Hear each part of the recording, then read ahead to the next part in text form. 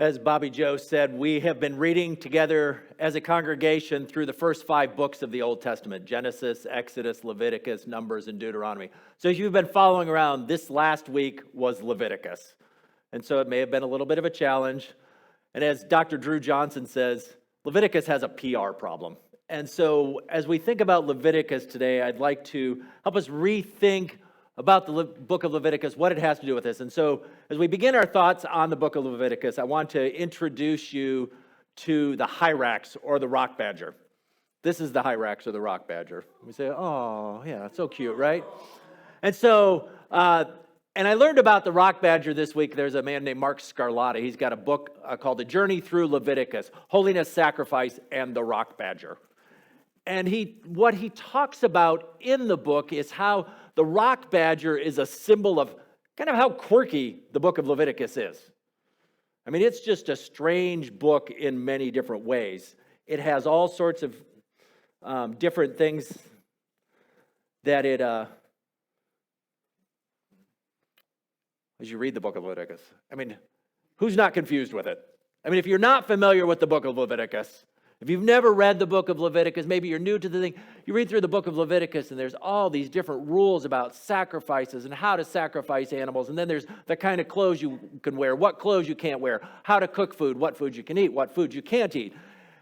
And it gets really complicated. It's not an easy book to read through because there aren't a whole lot of stories in it. But it's just this long list of rules. And even when you're finding the rules, they don't even seem to have any sort of order or sense to where they are.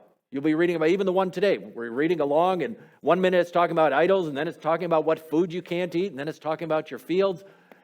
And reality is, I don't think I've ever met, well, no, I know one person I know whose favorite book of the Bible is the book of Leviticus. A colleague of mine from seminary who's now a professor who's written 3 different commentaries on the book of Leviticus. And he thinks of the book of Leviticus as a lush garden filled with amazing things, while as most of the rest of us think of it as kind of dry as dust, right? And there was, in fact, one pastor a number of years ago. He was starting a church, and he didn't know much about starting a church. And his very first sermon series was the book of Leviticus. And he actually did very well. The church grew, and he became a very popular teacher. But this is kind of what it's like. But the question is, many of us read, if we're reading, is why study the book of Leviticus? I mean, we have 65 other books in our Bible. All kinds of things do. Why do a sermon on it? One is because we're doing the Immerse study, and this week is Leviticus, and so that's one reason to do the sermon. The other is, it's in our Bible. God gave it to us as His Word. There's something in there, some value in there that He wants us to draw from.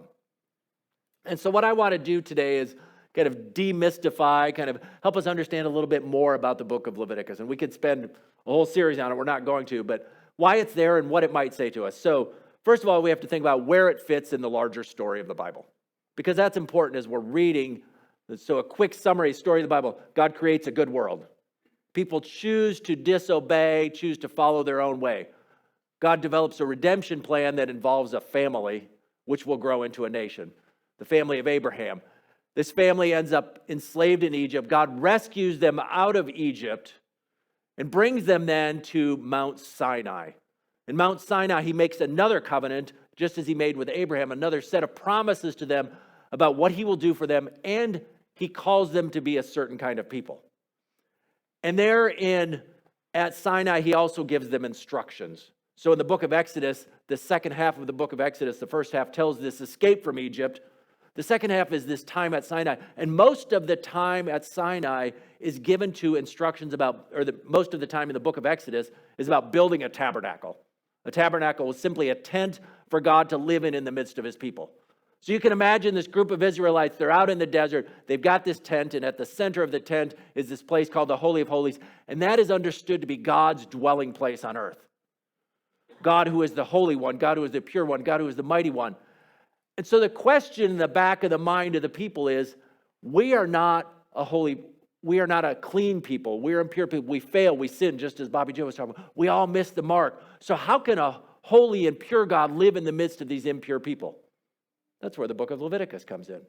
It's a question, how do these two interact? And so how can God's presence and holiness exist in the midst of an unclean people? All right, so as we start, I want to talk about a couple terms. And this is so we're a little more introduction, thinking about what are these words that used and what do they mean? And so because we use them a lot and they can confuse us in different ideas, and I'll say this is my understanding. I've looked at a number of different people understand the words a little differently, but here's how I understand it. So two sets of words.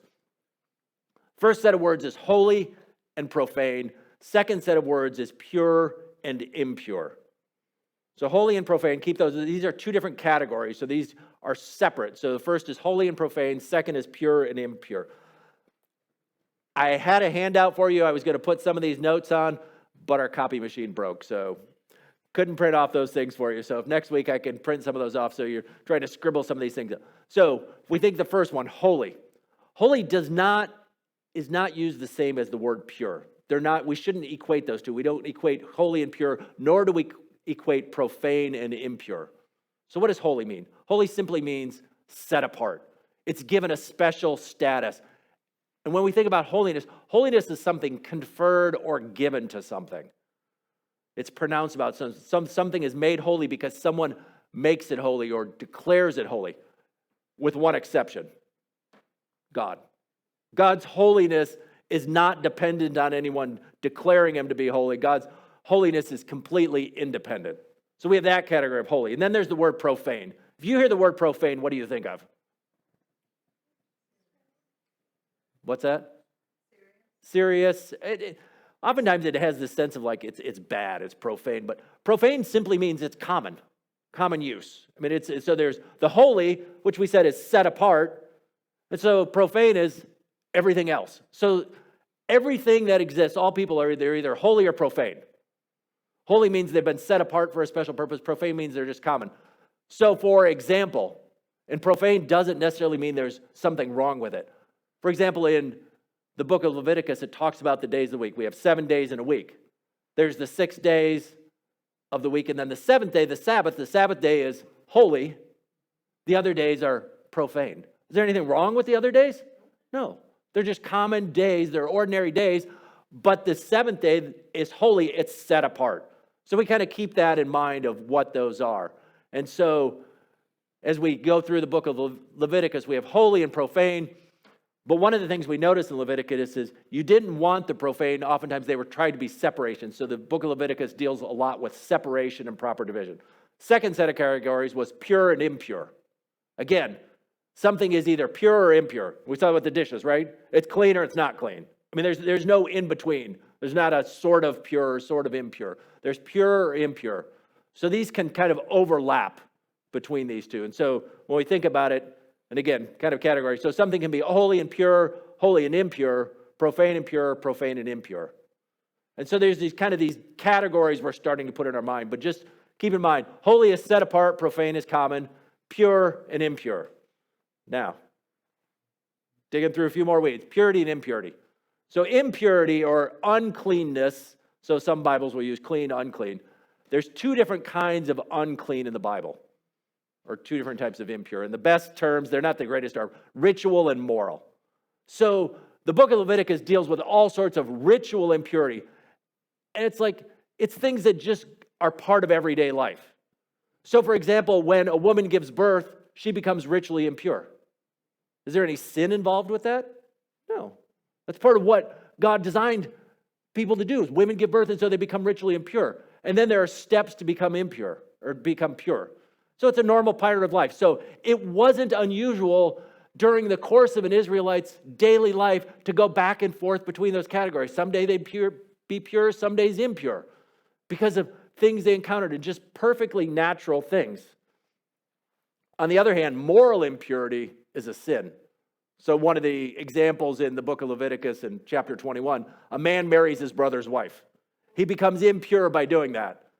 It's not the same as a woman giving birth. Why? Because there was a choice there. Two different categories. So we can kind of think of it this way again. So ritual impurity, they're unavoidable things. You know, they're from a natural behavior. They're communicable. You get kind of washed away with just water, ritual water. They're not sinful. Moral impurity, however, is avoidable. It has to do with actions. You can't transmit that. Me stealing something, you can't rub up against me and experience my moral impurity. And moral impurity isn't washed away by just taking a ritual bath. There's atonement required in the sacrifices, and it's sinful. So we kind of have these two categories, pure, impure, and within impurity, there's ritual impurity and moral impurity, for lack of a better word. So if you're reading through the book of Leviticus, there's a whole lot of things that don't make any sense. Like, why are certain things clean and unclean? So, for example, the rock badger. If you eat that, you become ritually impure. It's not a clean animal. It doesn't have anything to do with the fact that it's incredibly cute. It's just, for whatever reason, certain things are. Pigs are ritually unclean, which means bacon, it creates a moral impurity, at least for the ancient Israelites. And remembering again, these were codes given to the ancient Israelites at Sinai for them at a particular time and place. So there's a whole lot of work done applying it to us today. But the truth is, we don't really know, and we don't think the Israelites even knew why certain things were ritually pure and other things were ritually impure. There's lots of speculation, lots of ideas, but there was no way for them to know, like, why can I eat this bird and not that bird? Why can I eat this thing from the water and not that thing from the water? But then it gets complicated. How do we bring that today? So how do we apply it today? And the other question is, okay, so we've got these categories. There's all these different things, all these parts of life, pure and impure. Why did it matter? Because remember, what was at the center of the Israelites' camp? The tabernacle. It's God's presence. And all these rules about purity and impurity had to do with not defiling the tabernacle. And so people, before they approached, they needed to be cleansed either with water or blood. In other words, it was about keeping God's dwelling place pure. So we have holy and profane stuff, set apart, common. We have pure and impure, which could be either ritual or moral. All right. Do we need a stretch break? Oh, okay. It's a lot of background. Now we're going to go into our text. But this is important because the book of Leviticus is thousands of years old in a totally different context and a different culture. And so we read it and it's confusing and it's boring and it's frustrating because these are categories completely outside of our life. We don't go through life necessarily thinking about what foods are clean and unclean. Now, I know there's kind of a movement of clean foods, and it's about what's genetically modified or not modified and processed. That's not what they're talking about. These are things to do with ritual and purity, because if you ate certain things, you couldn't come. I mean, none of you stopped this morning and thought, what did I have to eat? Because maybe you ate something that made you ritually impure, and so you can't come and be with the people until you take a ritual bath. Maybe some of you. Did anybody do that? I didn't. Or did you think about what clothes? Because in the book of Leviticus, it talks about not wearing clothing of mixed fabrics. And so if you have a polycotton blend on this morning, or wool and rayon or something, it's like, unless you have pure fabrics on, which then you would be ritually impure. And so you'd have to go through a process and be cleansed, and you couldn't come into the sanctuary. We don't think that way. We don't have that mindset, but we have to understand those terms because that was the ancient mindset of the ancient Israelites. And so how did that work into their thing? And so this is where we're going to go into our text. And so it begins with this in Leviticus 19. It says, the Lord also said to Moses, give the following instructions to the entire community of Israel. You must be holy because I, the Lord your God, am holy. So holy, again, what? Set apart. And really, holiness, as I said, it is conferred, it's given to. So better way is that you will be holy because I am holy. The people of God are holy because God declares them to be holy. And the reason I say this, Exodus 19, and you will be my kingdom of priests and my holy nation. They become holy because God says they are holy. Not because of anything they do. They're made holy. Holiness isn't something you earn or gain. It's something that's declared or you're set apart, you're made to be, because holiness is simply being set apart. We see the same thing if you're familiar with your New Testament, because oftentimes the people that Paul writes to in the letters, he refers to them as the saints, which means simply the holy ones. And if you've read any of Paul's letters, you know the people in his letters aren't exactly the best people. I mean, they do all kinds of things, but they've been declared holy. Or Peter says it about the church. But you are not like that, for you are a chosen people. You are a royal priest, a holy nation, God's very own possession. So holiness, God says he's holy, completely dependent. But then he confers holiness and he says, you are to be my people. You are to be holy. You are to be set apart. The question is, what are we set apart for? If the people of God, if Israel, the Israelites, and then eventually us, are set apart, what are they set apart for? To reflect God to the world. To be his priest, to declare the word. So John Walton says it this way. He says, instead of thinking what we must try to be, or instead of thinking that we must try to be holy, does that mean pious, moral, spiritual, to please God or gain his favor? Instead of thinking that way, he says, we need to concentrate our best efforts on finding the most effective ways to be his people, reflecting his glory in an often dark world. Do you see the difference? What he's saying is like he's saying, we are set apart for a purpose, so our goal is, how do we reflect God to the world around us? And so that's where I want to look at some of these laws and think about, okay, do these laws in the book of Leviticus, how does this book of Leviticus help us think about that call to reflect God's glory to the world? Well, some are easy. So if we had read one more verse this morning, we stopped at verse 10 of chapter 19. The next one is, do not steal. Well, that one's pretty, okay, we get that. That's an easy one to translate over and say, that has to do, I understand how that reflects God's goodness to the world. Because if we live in a world where people are stealing, it breaks down trust. It affects community, it affects all kinds of things.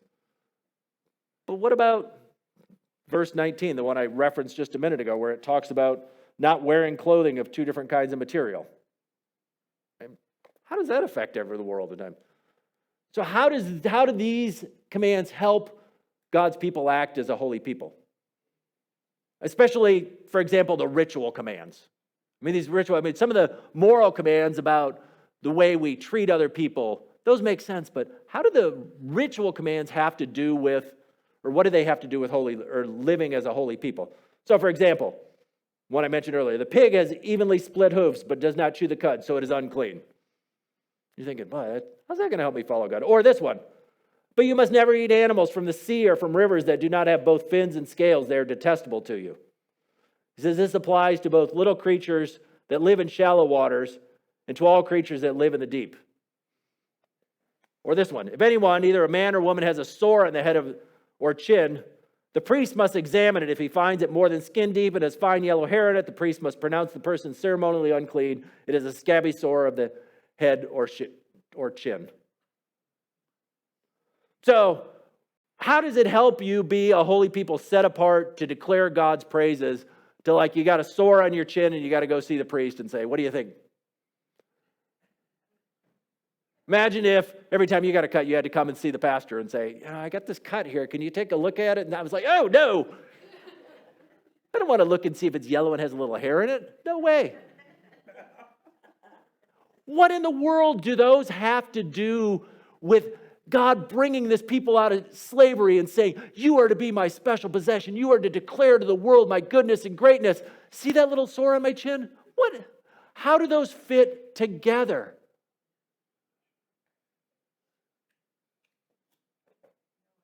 No idea, right? The strange thing is, if we read through the rest of our scripture, we see things like in Psalm 119, where the psalmist declares again and again, your law is a delight to me. That somehow the people of God found these laws to be a joy and a delight. Why? Because one, God had spoken to them. Many of the people in the ancient world, they were longing to hear from God. And so part of it is God has given us guidelines how to live. But I think there's something else going on. So I think what's going on is if you spend so much time thinking about ritual impurity, it will lead you to think even more about moral purity. Imagine if every day you go through life and you're thinking about, can I eat this food? Can I wear these clothes? What else have I done to make me ritually impure? And all of your day is revolved around that, and there are all these rules, all these ideas about what makes you ritually impure. Jay Scalar, this professor who's written this book on Leviticus, often does this with his classes. And he'll have his students spend a week, and he says, I want you to spend this next week and do your best to live by the laws in Leviticus. And then keep a journal. And he says, and then at the end of the week, they turn in their journals and he reads through them. And he says, without fail, what he sees is as the people are writing, the people become more and more aware of God because they're constantly thinking about these states. Now, being ritually impure, it's a lot like catching a cold. Remember we said ritual impurity isn't sinful. There's nothing wrong with it. It's perfectly natural. Women develop ritual impurity for having a baby. Men and women had developed ritual impurity if they had sex together. There were all these different things that created ritual impurity. And so it was just an ordinary part of everyday life. You didn't walk down the street and see somebody who was taking the ritual bath and say, oh man, what did they do? Because you were probably going to be there the next day. But what it did was it brought this constant awareness all the time. You were thinking about, what was I doing that might create ritual impurity? And the reason you were concerned about ritual impurity is because you didn't want to defile the tabernacle. You didn't want to defile the presence of God. And so what Leviticus does is it invites people to see that every part of their life matters to God. That we can't divide life up and say, well, I got this part of my life and this part of my life. No, all of their life matters to God. So in the same way that, like distinguishing between ritual clean and moral clean, then the same becomes with the moral. So that if we're constantly thinking about ritual purity and impurity, then we move into our lives and we begin to think more and more about moral impurity. So for example, let's go back to the dietary laws. We may not understand why particular animals are or not. And again, how we apply those to modern day life, that's a whole nother conversation. But let's just put ourselves in the place of ancient Israelites receiving these commands. There's no suggestion that they knew why particular animals were clean or not clean. They just knew, I can eat that animal, but I can't eat that animal. But what did that teach them in a sense? It taught them that God set a limit on their physical desires. It may very well have been that there were times where an ancient Israelite looked and, maybe smelled their Canaanite neighbor like barbecuing some pork. And they thought, I really want some of that. But they knew because of Leviticus that God had set a limit on their physical desires. He set a limit on what they could eat, who they could have sex with, all these different things.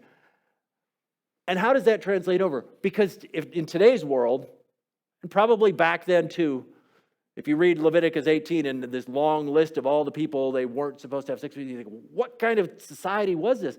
But the point was that their society, and I think our society, often has this idea that if we have a desire, we should fulfill it. If you want something, if you want to enjoy it, then go ahead and fulfill your desire. What's Leviticus saying? God put limits on your desires. God is saying to us, just because you want something, just because something seems good to you, doesn't mean you should have it. Now, that can often feel like, well, God's so stodgy and stuck up, and why would he put boundaries? Why can't I just do whatever I want? And I think Carmen Imes gave a great image of it. Imagine building a playground for kids, and it's next to a busy road. What's one of the things you would probably put on the playground? A fence, right? Now, somebody might look and say, what are you doing to these kids? You're not letting them run free and be kids. Well, no, you're not letting them run free and be kids, because if they do, they could get in the road and get run over. So what have we done? We've set a boundary and say, here's a dividing line. It's a limitation on us. And in the same way, God puts limits on our desires and our wants because he knows what's best. The 5-year-old on the playground may not understand why the fence is there. They may see it as an imposition on their life. In the same way, sometimes we read what the Bible calls us to do, and we see it as an imposition on our life, but we trust that God knows better and is saying, I'm putting this boundary up because there's going to be a temptation to cross that boundary, to fulfill your desires because there's something you want inside, because someone's telling you should do it. And I'm going to put the boundary up because I know that if you cross that boundary, it's going to bring harm to your life. We can think, God says don't steal. Well, what's the harm if I steal? We might think, well, that company, if I go to Walmart, they make bazillions of dollars and stuff. If I take a few things from them, what harm is done to them? but it's a harm to you. It's a harm to your neighbor. It's harm's going on. And so there's categories that are put up. On the other hand, there are some commands that are more clear. So those are the ritual, like the food laws and stuff. But again, here we'll go to J. Sklar, where he says this. He says, laws reflect the values of the lawgiver. Think about that. When there are laws written, what are they? How do they? They're telling us something about the one who wrote the laws. And since the Lord is holy and good, his laws show Israel how to live out those characteristics in the world, how to embody the Lord's love, justice, mercy, kindness, and goodness. So part of what he's saying is when we look at these laws, we learn something about God. So we're going to go through a few of these ones at the end of in Leviticus. So first one we read was, when you harvest the crops of your land, do not harvest the grain along the edges of your fields, and do not pick up what the harvesters drop.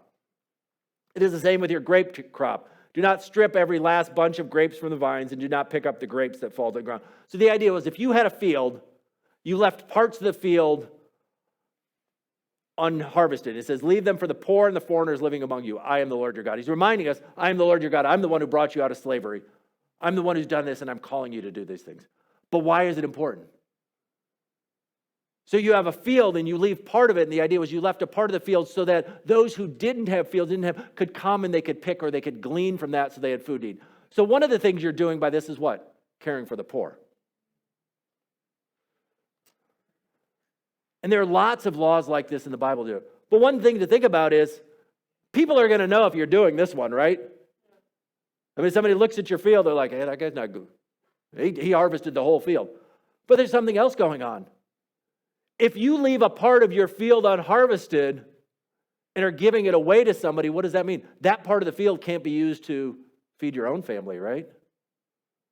So in some sense, there's a bit of trust and sacrifice. You're going with a little less so that the poor and the foreigners, the aliens, the widows are all taken care of. But something else interesting going on. You're not simply giving it. You're not harvesting and then passing it out down but you're giving it because those people have to come, then what? They have to come and they pick, and so there's a sense of giving dignity to them. But we see there's this sense of holy living. Being set apart means putting people before prophets. It means trusting and sacrificing. And so we see this law, and maybe it's an example of like, most of us don't have fields we're harvesting. One thing, man, we might think about our time. We tend to block out every single hour of our week, right? Every little bit, it's all busy. What if we were to use the hours of our day, the hours of our week, like a field and say, I'm going to leave a part of it unharvested? What does that mean? What I mean by unharvested? Like, I'm not going to put something in that time slot. I'm going to leave it free because somebody might call me and need me. Somebody might suggest something, and then I have that time available to give to them. That's just one idea of the way we might do that. Next one of the commands, do not fraud or rob your neighbor. Do not make your hired workers wait until the next day to receive their pay.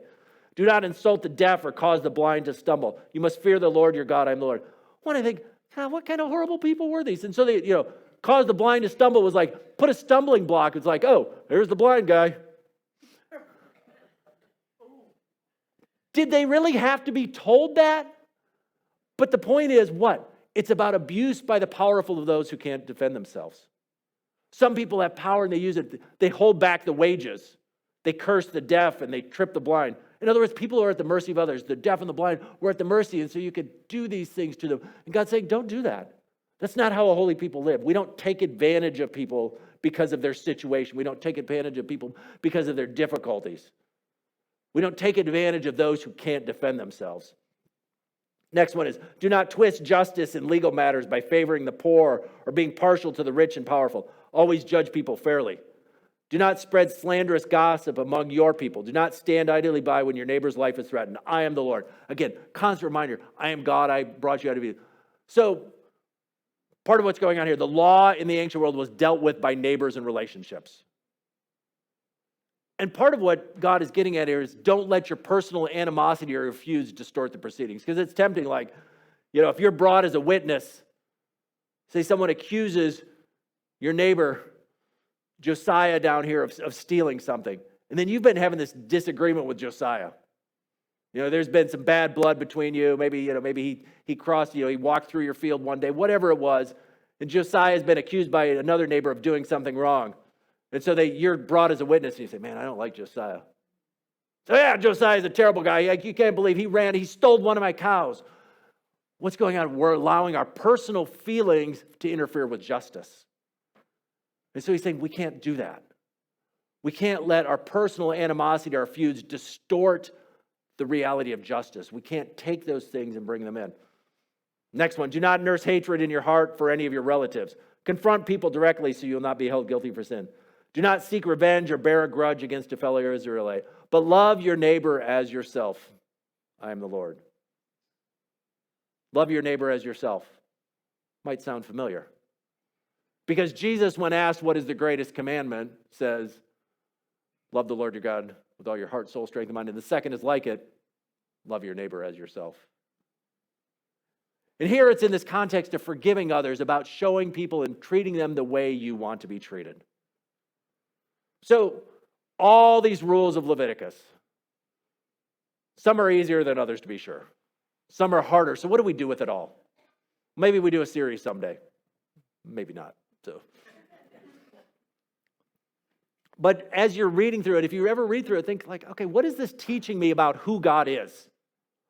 Or maybe how is this helping the people of Israel think about all the different parts of life and helping them to focus on their eyes on God? So going back to this, that we have a call like the Israelites.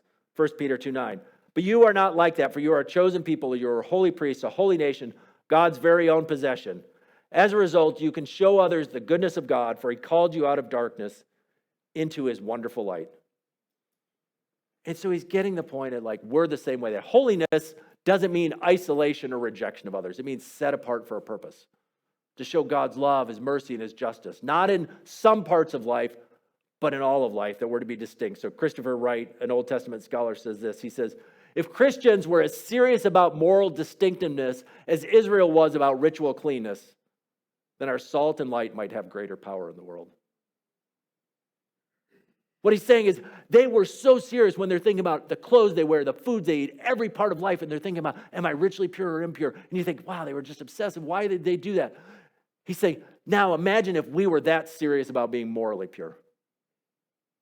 If we spent our days, our moments thinking about, am I doing what God has called me to? Am I thinking about being salt and light? Imagine the power it would have in the world.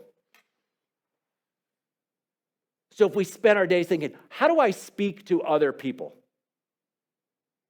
Whether it's in real life or online. And I say in real life, online, because online is real life, isn't it? But sometimes we divide those two things up. But it's just as real. There's a real person most of the time at the other end of that. So do we avoid language? I mean, we think of like the cursing, the deaf. Do we avoid language that dehumanizes other people? And it's so common. In thinking to our election, how much in the political mess of today, I'll call it, that dehumanizing language is used to speak about people, to put them down. Because we're reminded in the Bible that every single person is created in the image of God. Every single person in the world is a bearer of the image of God. And so as people of God, to use language that makes them less than human, that degrades them, that puts them down in any way, is not to be tolerated among Christians. We also ask ourselves, how do we care for the most vulnerable? Because the reality of the world is we often think about what's good for me. But are we thinking about who are the most vulnerable in the world? And in each and every situation, each and every scenario, that looks different. Is it the homeless? Is it the ones with addiction? Is it single moms? Is it whatever it is? There are lots of people who are vulnerable to society. Vulnerable in the sense that the powerful can take advantage of them. And if you read the Old Testament and the prophets, time and time again, God says, take care of those people. Pay attention to the vulnerable. Pay attention to the people that nobody pays attention to. And he says that because he says, I am the Lord your God. And he's reminding them that when they were enslaved in Egypt, when they were powerless, he paid attention to them. That they were foreigners and strangers, and he brought them out. And he says, so now, when the foreigners and strangers live among you, take care of them. When the people who don't have power, when the poor are there, you leave some for your fields, because they don't have anything. Some of it's donating food to food pantries, and we do many of those ministries. But we also think about in our personal lives, what are the ways that I'm paying attention and making sure that the vulnerable in the world are protected? And those are all different categories, and for each one of us, it's going to look different. When we see someone being mistreated because of their position, the color of their skin, their whatever it is, do we step in and do we make a difference?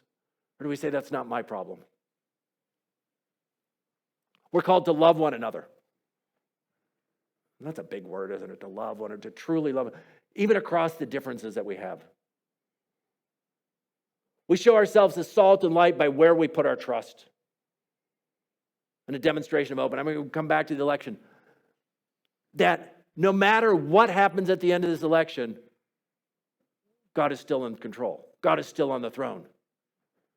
There may be hard times ahead, depending, again, whichever side there's going to be. The way this election is playing out, there's going to be half the country votes for one person and half the country votes for another person. Almost down the middle.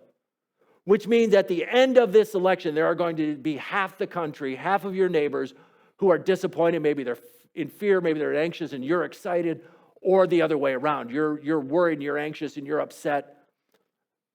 Doesn't give us an excuse to hate our opponent. We're called to love. Love your neighbor as yourself. And that, what is that? To consider, how would I want to be treated in this moment? That's what it is. Love your neighbor as yourself. It's saying, how would I want to be treated in this moment? And so to consider those things. So the book of Leviticus is about all of life. That's really what it is. It's a call to say, how in all of my life can I reflect the goodness of God? How in all of my life can I live out the calling to be a holy people? Because God has said here, and I'm saying to you, you are a holy people. Does it mean we're perfect? No. Does it mean we're pure? No. What it means is we have all been set apart. By our relationship with Jesus, we have been set apart to be different.